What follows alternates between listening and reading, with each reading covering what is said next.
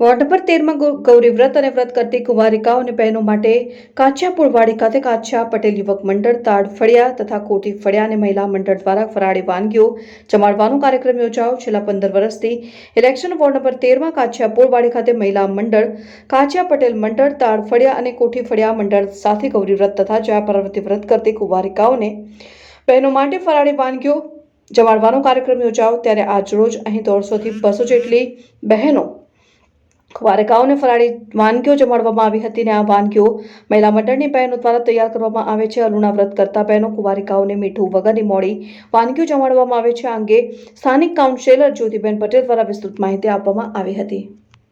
જે મારા ward number 13માં જ્યાં હું રહું છું, મારી જ્ઞાતિના લોકો હોય છે અહીંયા આગળ અને તાડફળિયા યુવક મંડળ તરફથી તથા જ્ઞાતિના દરેકે દરેક આમાં સહભાગી થયા છે। એમાં અમને પણ સહભાગી થવાનો મોકો મળ્યો છે।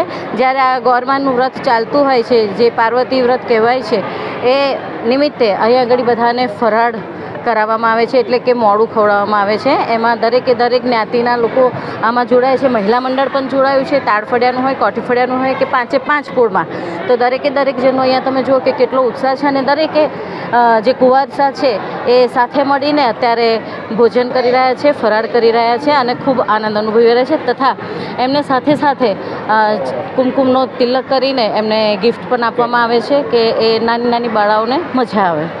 કેટલા વર્ષોથી કરવામાં આવે અને કેટલી બાળકીઓને આજે 12 વર્ષ પૂરા થયા છે ને આજે 13મું વર્ષ છે। લગભગ 100 થી 150 જેટલી કન્યાઓ આજે અહીંયા આગળ જમવા માટે બેઠી છે। થેન્ક યુ, આભાર।